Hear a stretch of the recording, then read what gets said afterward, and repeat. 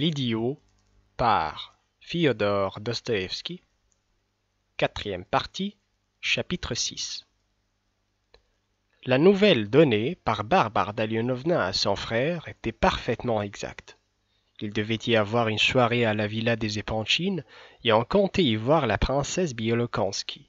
Les invitations étaient justement pour ce soir-là, mais elle en avait parlé avec plus d'humeur qu'il n'était nécessaire. Sans doute la soirée avait été décidée précipitamment et au milieu d'une agitation tout à fait superflue. Mais la raison en était que, dans cette famille, rien ne se faisait comme ailleurs. Tout s'expliquait par l'impatience d'Elisabeth Prokofievna, qui ne voulait plus rester dans l'incertitude, et par les palpitantes angoisses qu'inspirait aux parents le bonheur de leur fille chérie. En outre, la princesse Biolokonski était vraiment sur son départ. Or, comme sa protection avait beaucoup de poids dans le monde et qu'on espérait qu'elle s'intéressait au prince, les parents comptaient sur la toute-puissante recommandation de la vieille dame pour ouvrir aux fiancés d'Aglaé les portes de la bonne société. À supposer donc qu'il y eût un côté insolite dans ce mariage, il paraîtrait beaucoup moins sous le couvert d'une pareille protection. Le hic était que les parents n'étaient pas capables de trancher eux-mêmes cette question. Le mariage projeté offrait-il quelque chose d'insolite et jusqu'à quel point? Ou n'a-t-il rien que de très naturel? L'opinion franche et amicale de personnes ayant de l'autorité et de la compétence aurait été fort opportune en ce moment où, par suite de l'attitude d'Aglaé, rien de décisif n'avait encore été conclu. En tout cas, il était indispensable d'introduire tôt ou tard le prince dans le monde dont il ne se faisait pas la moindre idée. Autrement dit, on avait l'intention de le montrer. La soirée n'en devait pas moins garder un caractère de simplicité et ne réunir que des amis de la maison, en tout petit comité. Outre la princesse Biolokonski, on comptait sur la femme d'un très grand personnage et haut dignitaire. En fait, de jeunes gens n'attendaient guère qu'Eugène Pavlovitch qui devait, en venant, accompagner la princesse Biolokonski. Le prince avait appris 3 jours à l'avance que cette dame viendrait, mais il n'entendit parler de la soirée que la veille du jour où elle devait avoir lieu. Il remarqua naturellement la mine soucieuse des membres de la famille et quelques allusions embarrassées lui firent comprendre que l'on n'était pas très rassuré sur l'effet qu'il pouvait produire. Mais d'instinct et du premier au dernier, les Epanchines le considéraient comme incapable, dans sa simplicité, de se rendre compte des inquiétudes qu'il inspirait. Aussi le regardaient-ils tous avec un sentiment intérieur d'anxiété.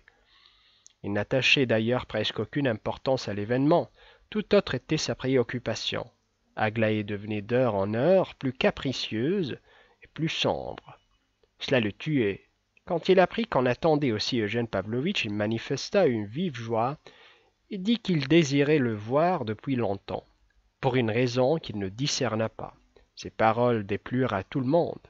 Aglaé sortit de la pièce avec dépitard seulement dans la soirée, passé 11 heures. Au moment où le prince allait se retirer, elle saisit, en le reconduisant, l'occasion de lui dire quelques mots cela seul.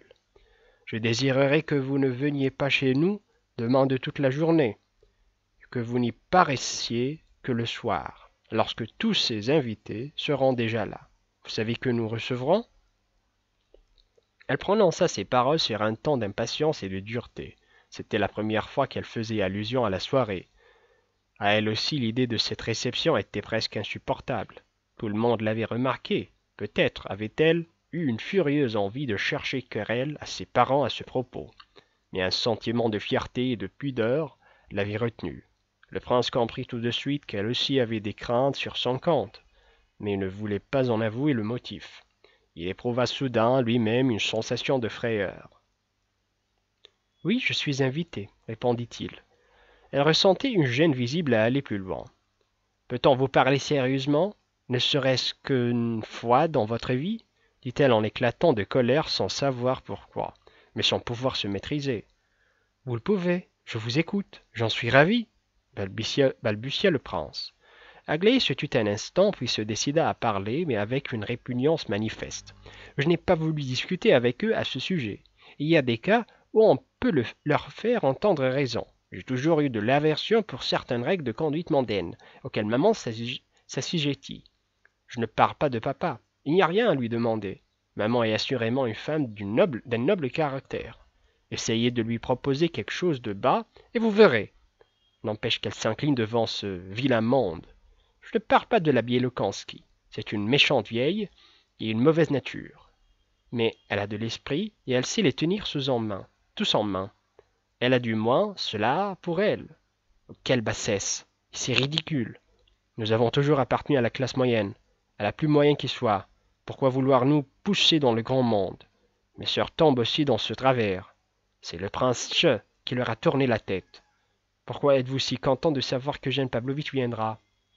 Écoutez, Aglaé, dit le prince, j'ai l'impression que vous avez grand peur que je sois recalé demain dans cette société. Peur pour vous? Dit Aglaé toute rouge. Pourquoi aurais-je peur pour vous?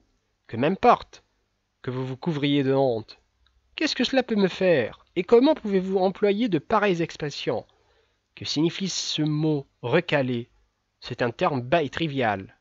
C'est un mot d'écolier. Voilà, c'est un mot d'écolier, un vilain mot. Vous avez apparemment l'intention d'employer des termes de ce genre de main dans la conversation. Cherchez encore à la maison dans votre dictionnaire d'autres mots du même goût. Vous serez sûr de faire votre effet. C'est dommage que vous sachiez vous présenter convenablement dans un salon. Où avez-vous appris cela? Saurez-vous aussi boire décemment une tasse de thé quand tout le monde regardera? Comment vous y prenez? Je crois que je le saurai. Tant pis, je perdrai une occasion de rire à vos dépens. Brisez au moins le vase de Chine qui est dans le salon. Il a de la valeur. Faites-moi le plaisir de le briser, c'est un cadeau.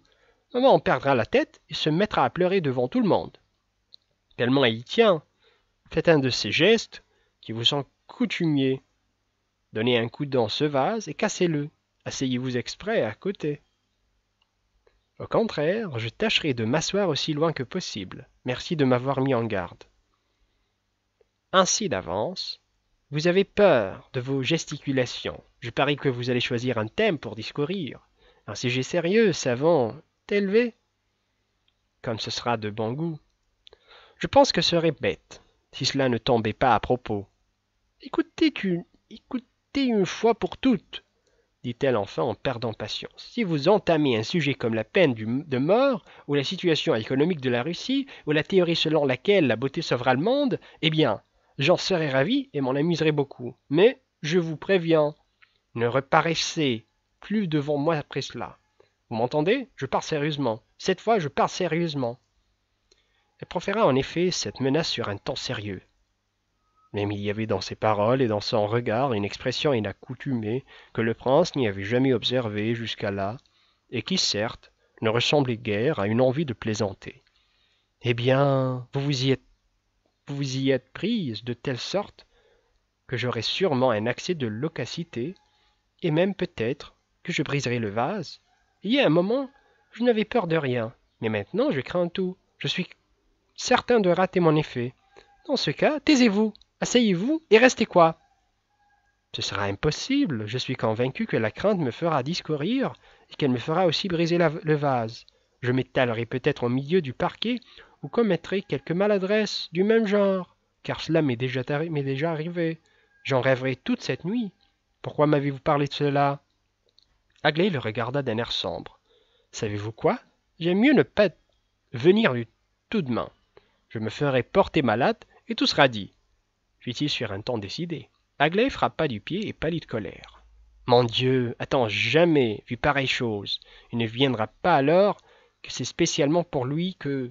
Oh Dieu, quel plaisir d'avoir affaire à un pareil, à un homme aussi déraisonnable que vous. C'est bien, je viendrai, interrompit vivement le prince. Et je vous donne ma parole d'honneur que je ne dirai pas un mot de toute la soirée. Ainsi ferai-je. Et ce sera très bien. Vous venez de dire, je me ferai porter malade. Où allez-vous chercher de pareilles expressions? Est-ce exprès que vous me parlez sur ce ton-là? Vous cherchez à m'agacer, n'est-ce pas? Pardon, c'est aussi un mot d'écolier, je ne l'emploierai plus. Je comprends très bien que vous ayez des craintes à mon sujet. Voyons, ne vous fâchez pas. Et cela me fait un plaisir énorme. Vous pouvez croire combien j'ai peur maintenant, et combien vos paroles me comblent de joie.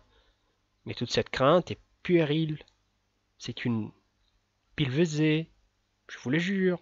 Dieu m'en est témoin. Aglaé, la joie seule restera. J'aime beaucoup vous voir si enfant, si brave et si bon enfant. Ah, Aglaé, comme vous pouvez être charmante.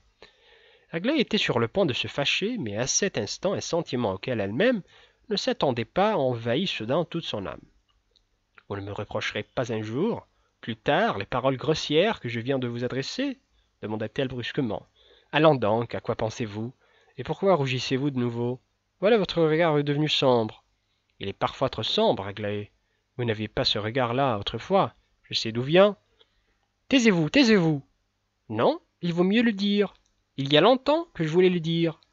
J'en ai déjà parlé, mais cela n'a pas suffi, car vous ne m'avez pas cru. Entre nous, il y a quand même un être. Taisez-vous, taisez-vous, taisez-vous, taisez-vous, interrompit vivement Aglaé en lui saisissant le bras avec véhémence et en le regardant sous l'empire d'une sorte de terreur. À ce moment, elle l'appela. Enchantée de cette diversion, elle le laissa et s'enfuit précipitamment. Le prince eut la fièvre pendant toute la nuit. Chose étrange, il avait la fièvre toutes les nuits depuis quelque temps. Cette fois-ci, dans un état voisin du délire, une idée le hanta. Si le lendemain, devant tout le monde, il allait avoir une attaque, n'avait-il pas déjà eu des attaques à l'état de veille? Cette pensée le glaça. Toute la nuit, il se vit dans une société étonnante, inouïe au milieu de gens étranges. Le fait capital était qu'il s'était mis à discourir. Il savait qu'il devait se taire, et cependant il parlait tout le temps en s'efforçant de contraindre ses auditeurs à quelque chose. Eugène Pavlovitch et Hippolyte étaient au nombre des invités et paraissaient en termes d'étroite intimité. Il se réveilla après 8 heures avec un mal de tête, des idées en désordre, de singulières impressions. Il avait un désir impétueux, mais irraisonné, de voir Rogojine et de s'entretenir longuement avec lui. À propos de quoi, il n'en savait rien lui-même.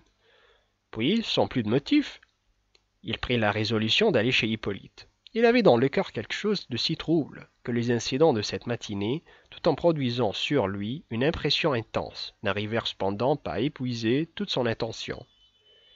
Au nombre de ces incidents fut la visite de Lebedev.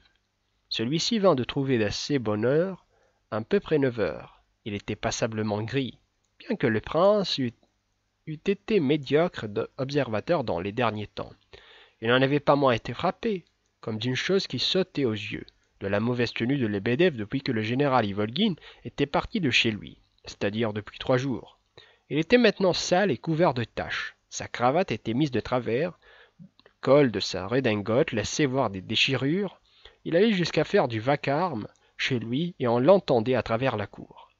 Véra était venue un jour tout en larmes et avait raconté différentes choses. Devant le prince, il se mit à parler sur un ton tout à fait bizarre en se frappant la poitrine et en s'accusant d'on ne sait quel méfait. « C'est fait, j'ai reçu la récompense de ma traîtrise et de ma bassesse. J'ai reçu un soufflet, conclut-il enfin avec un accent tragique. Un soufflet? Et de quoi? De si bonne heure? De si bonne heure, repartit Lebedev avec un sourire sarcastique. L'heure ne fait rien à l'affaire, même quand il s'agit d'un châtiment physique. Mais c'est un châtiment moral, un soufflet moral et non physique que j'ai reçu. Il s'assit brusquement sans plus de cérémonie. Il commença à raconter son affaire, comme ce récit était fort décousu. Le prince fronça le sourcil et fit mine de s'en aller. Mais quelques mots soudain le frappèrent. Il resta comme pétrifié de surprise.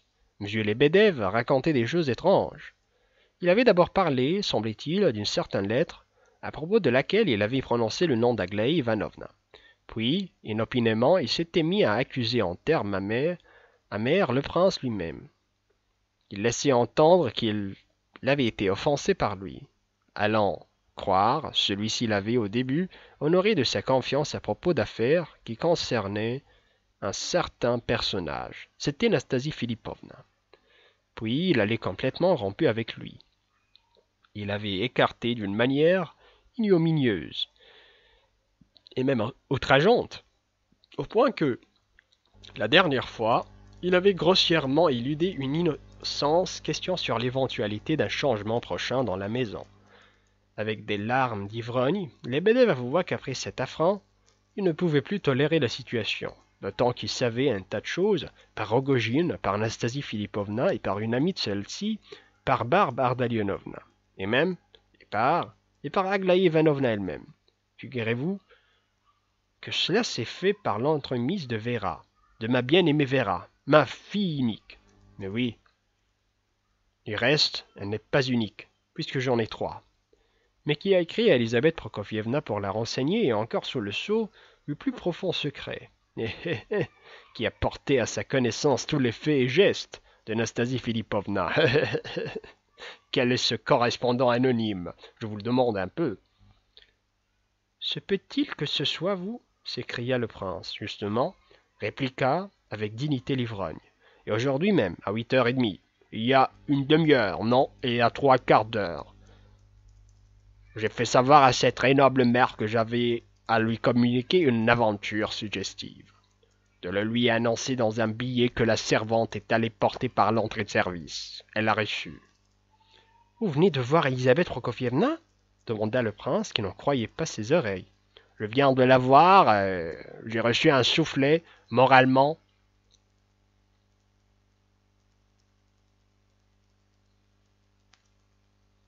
Parlant, elle m'a rendu la lettre. Elle me l'a même jetée à la figure sans l'avoir décachetée. Et elle m'a pris au collet et flanqué à la porte, au moral, pas physiquement. D'ailleurs, il s'en est fallu de peu que je ne fût physiquement. Qu'est-ce que cette lettre qu'elle vous a jetée à la figure sans l'avoir décachetée? Mais est-ce que... Comment ne vous l'ai-je pas encore dit? Il me semble vous en avoir déjà parlé. J'avais reçu une petite lettre pour la faire parvenir. Une lettre de qui à qui?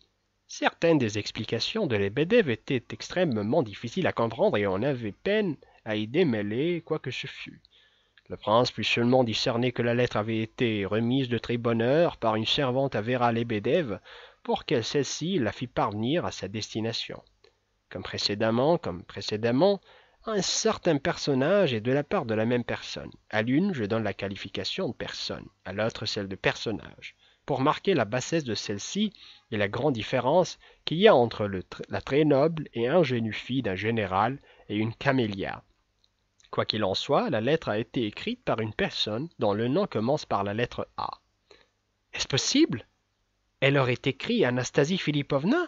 C'est absurde, s'écria le prince. C'est ainsi. Seulement les lettres ont été envoyées, sinon Anastasie Philippovna. Du moins à Rogojine, ce qui est tout un... Il y a même eu une lettre de la personne dont le nom commence par un A à l'adresse de M. Terentiev, pour qu'il la fasse parvenir, ajouta Lebedev avec un clignement d'yeux et un sourire. Comme il sautait à chaque instant d'un sujet à un autre et oubliait ce qu'il avait commencé à dire. Le prince se tut pour lui permettre de vider son sac, mais un point restait très obscur. Les lettres passaient-elles par ses mains ou par celles de Vera? En assurant qu'écrire à Rogojine ou écrire à Anastasie Philippovna c'était tout un, il laissait entendre que cette lettre, si elle existait, ne passait probablement pas par lui. Il restait difficile de comprendre par quel hasard celle-ci avait pu tomber entre ses mains. Le plus vraisemblable était qu'il l'avait soustraite d'une manière quelconque à Vera. S'en étant subrepticement emparé, il l'avait portée à Elisabeth Prokofievna avec une intention, telle fut l'hypothèse à laquelle le prince finit par se ranger. « Vous avez perdu l'esprit » s'écria-t-il en proie à un trouble extrême. « Pas tellement, très honoré prince » repartirent les Lebedev, non sans malignité. « À vrai dire, ma première idée était de vous la remettre en main propre pour vous rendre service. J'ai réfléchi que ce service serait plus important là-bas, et qu'il était préférable de porter tout à la connaissance de la plus noble des mères, d'autant que je l'avais déjà prévenu une fois par une lettre anonyme, et dans le billet que j'ai envoyé tout à l'heure pour lui demander de me recevoir à 8h20.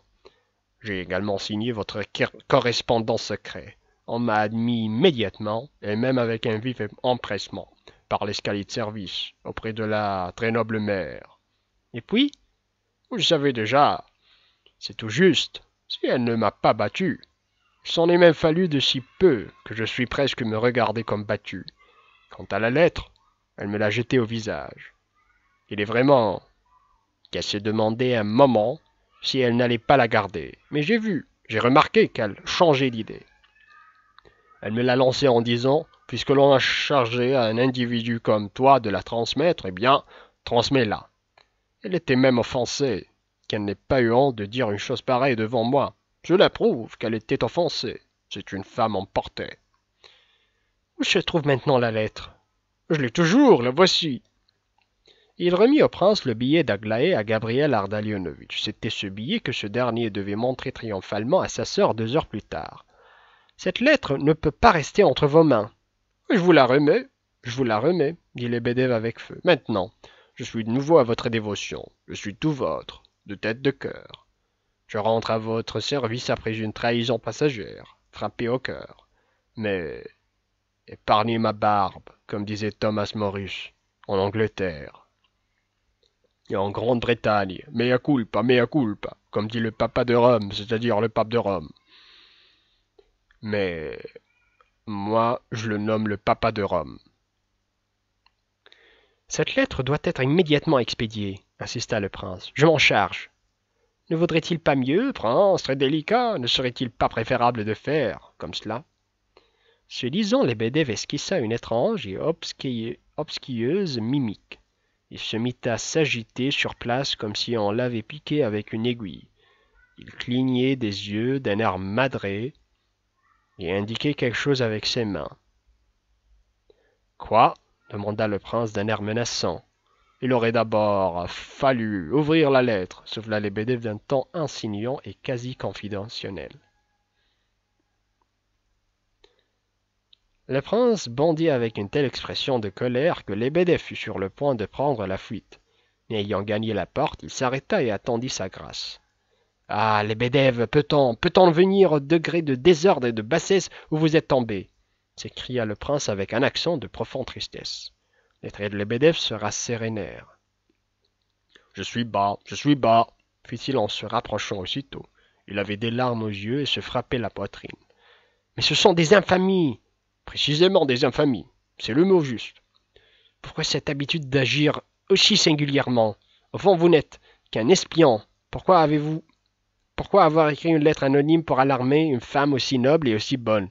Pourquoi enfin Aglaé Ivanovna n'aurait-elle pas le droit d'écrire à qui bon lui semble? Est-ce pour vous plaindre que vous y êtes allé aujourd'hui? Qu'attendiez-vous de cette démarche? Qu'est-ce qui vous a poussé à cette dénonciation? Je n'ai obéi qu'à une engageante curiosité, au désir d'obliger une âme noble, oui, balbutia Lebedev. Mais maintenant, je suis tout à vous. Je suis de nouveau tout à vous. Pendez-moi si vous voulez. Est-ce que vous vous êtes présenté dans cet état-là chez Elisabeth Prokofievna? Demanda le prince avec une curiosité mêlée de dégoût. Oh non, j'étais plus frais, et même plus correct. C'est après avoir reçu cette humiliation que je me suis mis dans l'état où vous me voyez. Allons, c'est bon, laissez-moi. Cependant, il dut réitérer plusieurs fois cette prière avant que son hôte se décidât enfin à partir. Même après avoir ouvert la porte, Lebedev revint sur la pointe des pieds jusqu'au milieu de la pièce et recommença sa mimique sur la manière d'ouvrir une lettre. Mais il n'osa pas joindre la parole au geste et sortit. Un sourire paisible et affable sur les lèvres. De tout son bavardage, fort pénible à entendre un fait capital, extraordinaire, se dégageait Aglaé traversait une violente crise d'inquiétude, de perplexité, quelque chose la tourmentait vivement. La jalousie se chuchotait le prince. Une autre constatation s'imposait. C'est qu'à coup sûr des gens mal intentionnés l'alarmaient, et il était déjà fort étrange qu'elle mit tant de confiance en eux. Sans aucun doute, des desseins particuliers peut-être néfastes, en tout cas qui ne ressemblaient à rien, avaient mûri dans cette petite tête inexpérimentée, mais ardente et fière. Ces déductions plongèrent le prince dans une extrême frayeur, et son trouble fut tel qu'il ne sut plus à quelle partie s'arrêter. Il se sentait en face d'une éventualité qu'il fallait empêcher à tout prix. Il regarda encore l'adresse de la lettre cachetée. Oh, pour ce qui était de lui, il n'avait ni doute ni inquiétude, car sa foi l'en préservait. L'angoisse que lui inspirait cette lettre était d'un autre ordre. Il n'avait pas confiance dans Gabriel Ardalionovitch, et cependant il fut sur le point de lui remettre la lettre en main propre. Il sortit même de chez lui avec cette intention, mais en cours de route, il se ravisa. Par une sorte de fait exprès, il était presque à la main de Ptitsine lorsqu'il rencontra Kolya. Il chargea celui-ci de remettre la lettre entre les mains de son frère, comme si elle lui eût été personnellement confiée par Aglaé Ivanovna. Kolya ne posa aucune question et remit la lettre, en sorte que Gania ne se douta point qu'elle avait passé par tant d'intermédiaires. Rentré à la maison, le prince pria Vera Lukianovna de venir le voir et lui dire ce qu'il fallait pour la calmer, car jusque-là elle avait cherché cette lettre en pleurant. Elle fut consternée d'apprendre qu'elle lui avait été prise par son père. Par la suite, elle lui confia s'être déjà plusieurs fois entremise en secret entre Rogojine et Aglaé Ivanovna. Il n'était pas venu à l'esprit de la jeune fille qu'il pût y avoir là quelque chose de contraire aux intérêts du prince. Ce dernier avait les idées en grand désarroi, lorsqu'on accourut lui dire, de la part de Kolya, que le général était malade. Ce fut à peine s'il comprit de quoi il s'agissait, mais la forte diversion que cet événement provoqua dans son esprit lui fut salutaire. Il passa presque toute la journée jusqu'au soir chez Nina Alexandrovna où naturellement on avait transporté le malade. Il ne fut presque d'aucun secours, mais il y a des gens qu'on aime avoir auprès de soi dans certains moments pénibles. Kolya était terriblement affecté et pleurait comme s'il avait une crise de nerfs. Il n'en fut pas moins tout le temps en course. Il se mit en quête d'un médecin et en trouva 3. Courut chez le pharmacien, chez le barbier. On ranima le général, mais il ne reprit pas connaissance. Les médecins opinèrent qu'en tout cas il était en danger. Barbina et Nina Alexandrovna ne quittaient pas le malade. Gania était bouleversé et abattu, mais ne voulait pas monter et craignait même de voir son père. Il se tordait les mains, et dans une conversation décousue qu'il eut avec le prince, il trouva le moyen de dire que c'était un grand malheur qui, comme un fait exprès, survenait en un pareil moment. Le prince crut comprendre l'allusion renfermée dans ces derniers mots. Hippolyte n'était déjà plus chez les Ptitsines. Vers le soir, Lebedev accourut. Depuis l'explication du matin jusqu'à ce moment, il avait dormi d'une seule traite. Il était maintenant à peu près dégrisé et versait des larmes sincères sur le sort du malade, comme s'il se fût agi de son propre frère. Il s'accusait à haute voix, sans préciser de quelle faute. Il fatiguait Nina Alexandrovna en lui répétant à chaque instant qu'elle était cause de tout, et nul autre que lui, qu'il n'avait agi que par une aimable curiosité, et que le défunt, on ne sait pourquoi il s'obstinait à désigner ainsi le général qui vivait encore, était même un homme de génie. Il insistait avec un sérieux particulier sur le génie du général, comme si cette constatation eût été à ce moment d'une énorme utilité.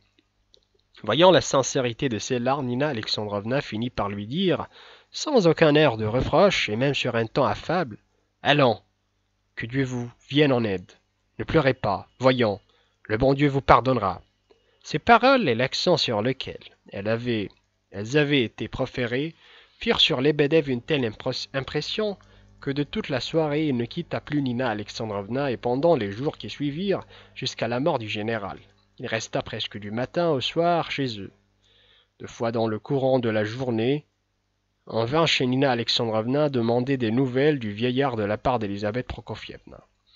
Le soir, à 9 heures, quand le prince fit son apparition dans le salon des Épanchines, déjà rempli d'invités, Elisabeth Prokofievna se mit aussitôt à le questionner avec intérêt et en détail au sujet du malade. Elle répondit sur un ton d'importance à la princesse Bielokonski qui avait demandé « De quel malade s'agit-il » et qui est Nina Alexandrovna.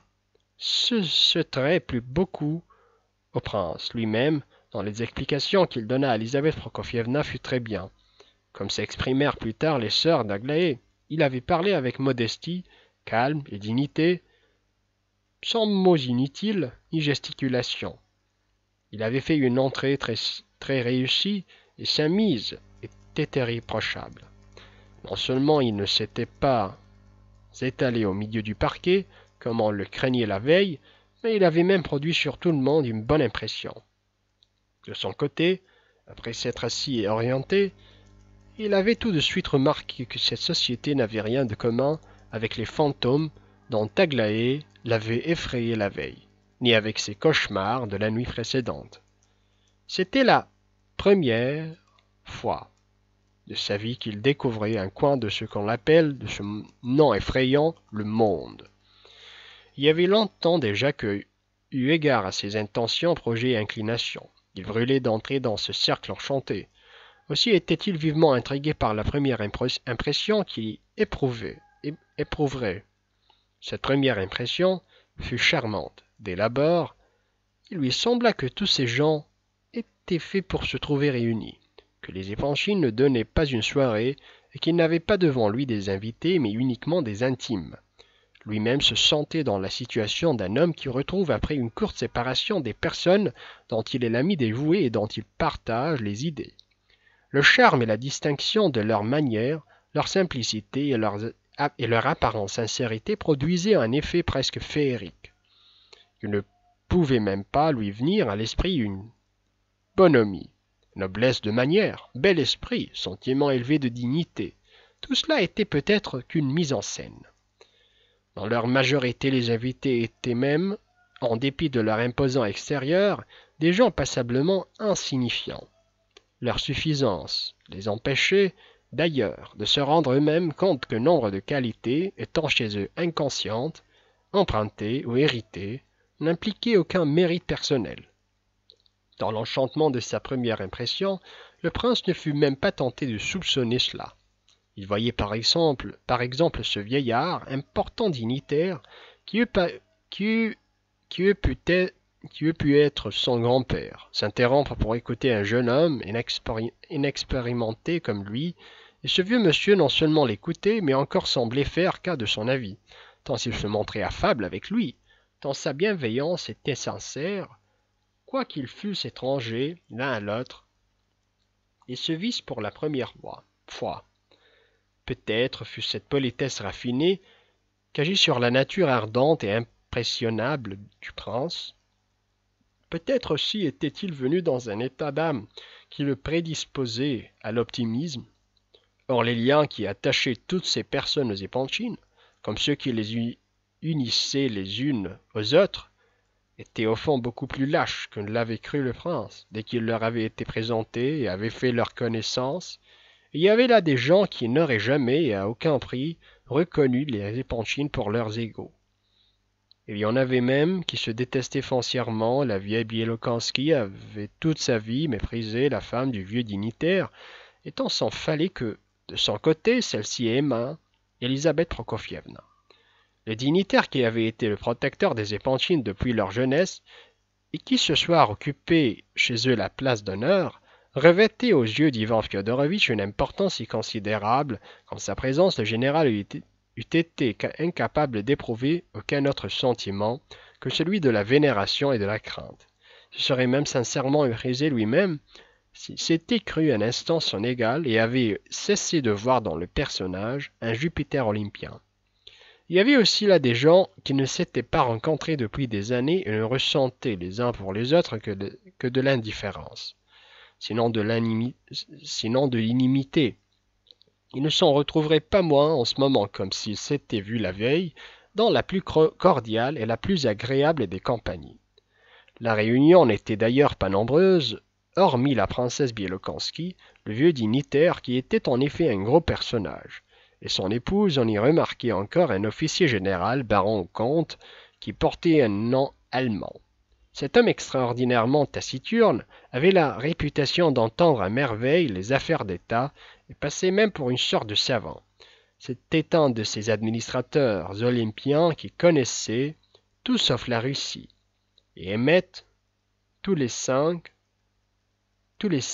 ans une pensée dont la profondeur fait sensation et dont l'expression devenue proverbiale arrive aux oreilles des plus hautes personnalités, de ces fonctionnaires, qui après une carrière d'une longue interminable, voire prodigieuse, meurent généralement dans une très belle situation et nantis d'émoluments considérables, bien qu'ils n'aient aucune action d'éclat à leur actif et même manifeste une certaine aversion pour les actions d'éclat.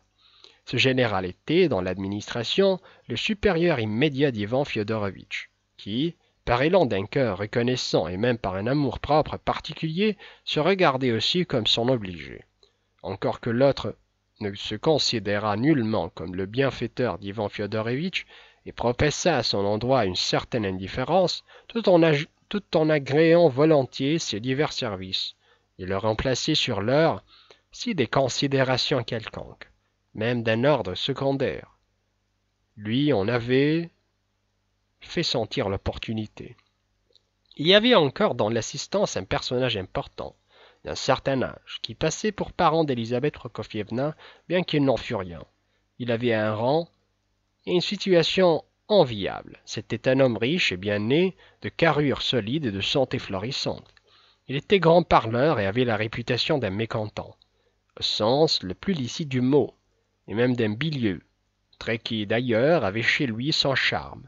Ses manières étaient celles d'un aristocrate anglais, ses goûts étaient anglais. Par exemple, il aimait le roast-beef saignant, les attelages, le service des laquais, etc.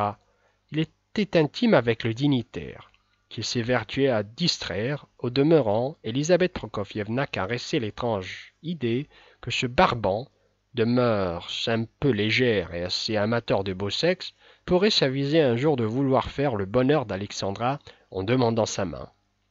Au-dessous de ces invités de la qualité la plus relevée et la plus imposante, venait une catégorie de convives beaucoup plus jeunes, mais qui brillait également par la distinction. C'était outre le prince Tche et Eugène Pavlovitch le charmant prince N, bien connu pour les succès féminins qu'il avait remportés dans toute l'Europe.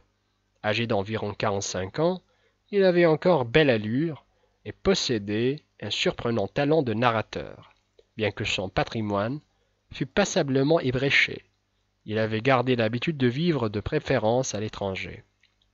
Enfin, une troisième catégorie groupait ces gens qui n'appartiennent pas au cercle fermé de la société, mais que l'on peut parfois y rencontrer, tels les Epanchines eux-mêmes. Guidés par un certain tact qui leur servait de ligne de conduite, les Epanchines aimaient à mêler, dans les rares occasions où ils recevaient la haute société avec les gens d'une couche moins élevée représentant l'élite de la société moyenne.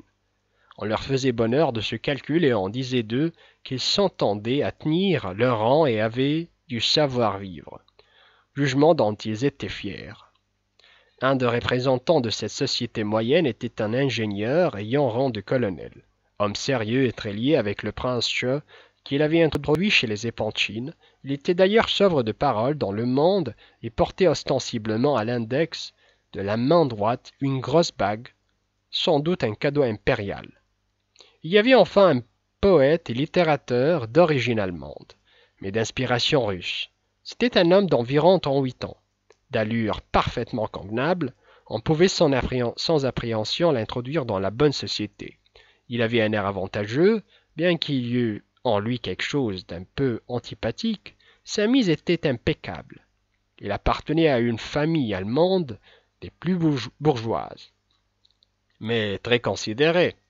Il avait profité des circonstances pour se glisser sous la protection des hauts personnages et s'y maintenir en faveur. Il avait jadis traduit de l'allemand en vers russe l'œuvre d'un grand poète germanique et avait donné à cette traduction une dédicace utile. Il avait l'art de faire valoir ses relations d'amitié avec un célèbre poète russe aujourd'hui défunt. Il y a toute une catégorie d'écrivains qui aiment ainsi à faire étalage de leur intimité avec un auteur illustre lorsque celui-ci est mort. Il avait été récemment introduit chez les Epanchines par la femme du vieux dignitaire. Cette dame passait pour la protectrice des hommes, de lettres et des savants, et de fait, elle avait procuré une pension à un ou deux écrivains par l'entremise de gens haut placés sur lesquels elles exerçaient de l'influence. Elle avait en effet dans son genre un certain ascendant. Âgée d'environ 45 ans, tant que jeune par rapport à son mari qui était un vieillard, elle avait été belle et aimée encore, par un travers commun à beaucoup de femmes de son âge, à s'habiller avec affectation. Son intelligence était médiocre et sa compétence en littérature fort discutable. mais c'était chez elle une manie de protéger les hommes de lettres comme de se vêtir avec recherche. On lui dédiait beaucoup d'ouvrages et de traductions. 2 ou 3 auteurs avaient, avec son autorisation, publié des lettres qu'il lui avait adressées sur des sujets très importants. Telle était la société que le prince prit pour la monnaie, du meilleur aloi et pour un or sans alliage. Au reste, tous ces gens étaient, ce soir-là, comme par un fait exprès, pleins d'optimisme et enchantés d'eux-mêmes. Chacun était persuadé que sa visite faisait grand honneur aux Épanchines. Mais hélas, le prince ne se doutait même pas de ces subtilités. Il ne lui venait pas à l'esprit, par exemple, que les Épanchines, ayant pris une décision aussi grave que celle dont dépendait le sort de leur fille, n'auraient pas osé de se dispenser de le présenter, lui, le prince, Léon Nikolaïevitch, à ce vieux dignitaire, protecteur attiré de la famille. Et ce petit vieux qui aurait appris avec le calme le plus parfait qu'une catastrophe s'était abattue sur les Épanchines, se serait sûrement regardé comme offensé si ceux-ci avaient marié leur fille sans le consulter, et pour ainsi dire, sans son agrément. Le prince N, ce charmant jeune homme, indiscutablement plein d'esprit, et le cœur sur la main, avait la conviction absolue que son apparition cette nuit-là dans le salon des Épanchines était un événement comparable au lever du soleil. Il les mettait à 100 pieds au-dessous de lui, et c'était justement dans cette candide et noble idée qu'il puisait son aimable désinvolture et son affabilité envers eux. Il savait très bien qu'il aurait ce soir, là, à raconter quelque chose pour charmer la société, et il s'y disposait même avec un certain d'inspiration. Le prince Léon Nikolaïevitch, en écoutant un peu plus tard son récit, eut l'impression qu'il n'avait jamais rien entendu de comparable à cette verve étincelante et à cet humour dans l'ingénuité, avec quelque chose de touchant dans la bouche d'un Don Juan comme le prince N.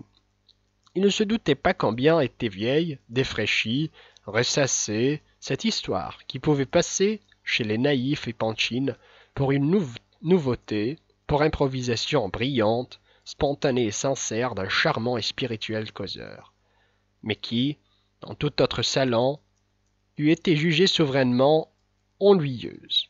Le rimeur allemand lui-même, bien qu'il affectât autant d'amabilité que de modestie, n'en était pas moins enclin à croire que sa présence honorait la maison. Mais le prince ne voyait ni l'envers ni le dessous de la situation. Aglaé n'avait pas prévenu, mais quand elle-même avait brillé de toute sa beauté pendant cette soirée. Les 3 jeunes filles étaient en toilette, mais leur mise n'était pas trop recherchée et leur coiffure était même plutôt insolite. Assise à côté d'Eugène Pavlovitch, Aglaé parlait et plaisantait avec lui sur un ton d'extrême intimité. Il avait une contenance un peu plus grave qu'à l'ordinaire, sans doute par égard pour l'importance des dignitaires présents. Au reste, on le connaissait depuis longtemps dans les réunions mondaines. Bien que jeune homme, il était regardé comme faisant partie de la société. Il était venu ce soir-là avec un crêpe à son chapeau, ce qui lui avait valu les éloges de la princesse Bielokonski. Dans des circonstances semblables, un autre homme du monde n'en aurait peut-être pas fait autant pour la mort d'un pareil oncle. Élisabeth Prokofievna en manifesta également de la satisfaction, mais elle paraissait surtout en proie à un excès de préoccupation. Le prince remarqua qu'Aglaé l'avait regardé 1 ou 2 fois avec attention et avait paru content de lui. Peu à peu, il sentit son cœur se dilater de bonheur. Les pensées fantastiques et les appréhensions qu'il avait naguère assaillies, après son entretien avec les Bédèves, lui apparaissaient maintenant à travers de brusques mais fréquentes évocations, comme des rêves sans lien avec la réalité. Invraisemblable et même ridicule. Déjà pendant toute la journée, son désir le plus cher, bien qu'inconscient, avait été de se démontrer qu'il n'y avait pas lieu de croire à ses songes. Il parlait peu et se bornait à répondre aux questions. À la fin, il garda un silence complet et resta à écouter les autres avec l'air d'un homme qui est aux anges. Peu à peu, une sorte d'inspiration s'empara de lui, prête à déborder à la première occasion. Cependant, s'il reprit la parole, ce fut par hasard, pour répondre à une question, et selon toute apparence, sans aucune intention préméditée.